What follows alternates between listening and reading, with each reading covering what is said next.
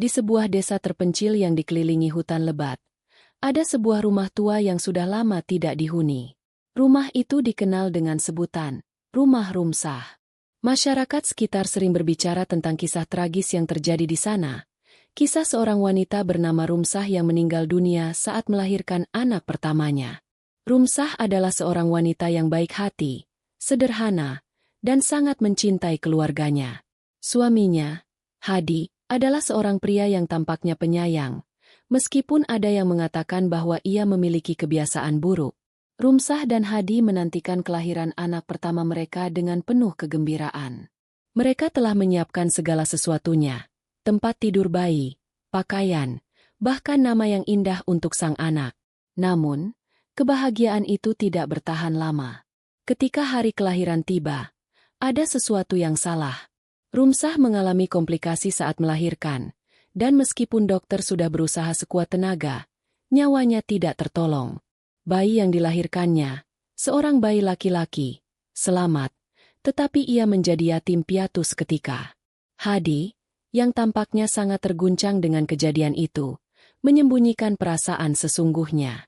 Dalam beberapa minggu setelah kematian istrinya, ia berubah. Tidak ada lagi jejak rasa kesedihan atau cinta dalam dirinya. Ia mulai berhubungan dengan wanita lain, Lia, yang diam-diam telah memikat hatinya. Lia bukan wanita baik.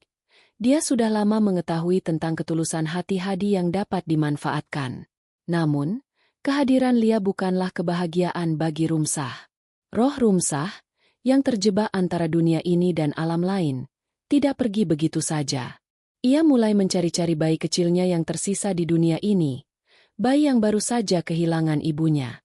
Sementara itu, Hadi dan Lia tinggal di rumah yang dulu dihuni Rumsah.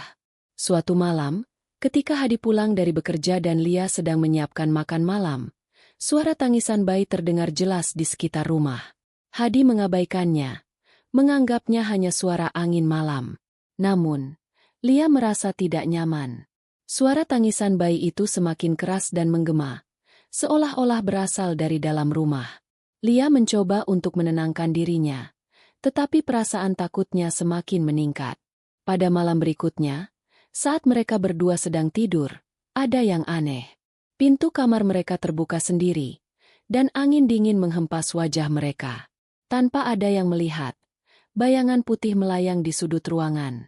Lia bangun dengan keringat dingin mengalir di dahinya. Ketika dia menoleh ke arah Hadi, dia melihat wajah Hadi yang tiba-tiba berubah menjadi sangat pucat. "Lia, kamu dengar itu?" tanya Hadi dengan suara gemetar. Lia tidak bisa berkata apa-apa, hanya bisa menatap ketakutan ke arah pintu yang terbuka lebar. Di luar sana, di bawah sinar bulan yang remang-remang, tampak sebuah sosok wanita berpakaian putih berdiri, menatap mereka dengan tatapan kosong. Wajahnya seperti tertutup oleh rambut panjang yang menutupi sebagian besar wajahnya. Rumsah, dalam wujud kuntilanak, telah kembali. Ia mencari anaknya yang telah dirampas darinya. Hari demi hari, kehadiran Rumsah semakin mengganggu kehidupan Hadi dan Lia. Rumah itu selalu terasa dingin, dan suara tangisan bayi yang tak terlihat terus mengisi malam-malam mereka. Lia mulai merasakan bahwa ada sesuatu yang sangat jahat dalam rumah itu. Sesuatu yang melibatkan bayinya yang tak pernah ia lihat. Rumsah mulai menghantui mereka berdua, mengirimkan mimpi buruk, dan mengirimkan suara-suara yang membuat mereka terjaga di tengah malam. Lia, yang mulai merasa ketakutan, berusaha mencari tahu lebih banyak tentang kisah Rumsah. Ia menemui seorang nenek tua yang tinggal di desa. Nenek itu menceritakan bahwa Rumsah meninggal karena kelahiran yang tragis, dan sejak itu, arwahnya tak pernah tenang. Yang lebih mengerikan, Lia mengetahui bahwa bayi Rumsah yang baru lahir itu ternyata dibuang oleh Hadi, suaminya, yang tidak peduli pada nasib anak tersebut. Hadi tidak hanya menghancurkan hidup Rumsah, tapi juga berusaha untuk menutupi kejahatannya.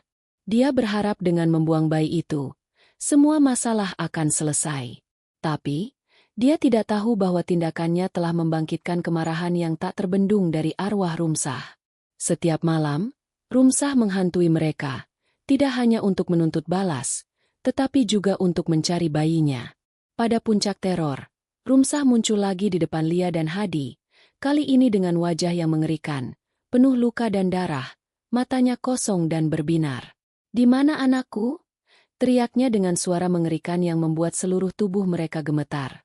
Dalam ketakutan yang semakin mencekam, Lia dan Hadi akhirnya tersadar akan dosa mereka. Hadi merasakan penyesalan yang dalam, tetapi itu sudah terlambat. Roh Rumsah sudah terlanjur menguasai rumah dan tidak akan berhenti sampai dia mendapatkan bayinya. Hadi, dalam kondisi terpuruk, akhirnya menuju tempat di mana bayi itu dibuang. Ketika dia menemukan jenazah bayi itu, sebuah cahaya menyilaukan muncul, dan Rumsah, dalam wujud kuntilanaknya, datang dengan sangat marah.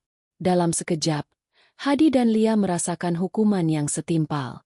Mereka akhirnya memahami bahwa keserakahan, kekejaman, dan ketidakpedulian mereka terhadap hidup orang lain telah mengakibatkan tragedi yang tak termaafkan. Namun, meskipun mereka telah menyesal, arwah Rumsah tidak pernah bisa tenang. Kisah ini terus berlanjut, dan kini, rumah itu menjadi tempat yang dihantui oleh kenangan tragis Rumsah dan bayinya, yang mencari kedamaian yang tak pernah ditemukan. Jangan lupa untuk like, subscribe, dan nyalakan lonceng notifikasi agar tidak ketinggalan cerita-cerita horor seru lainnya.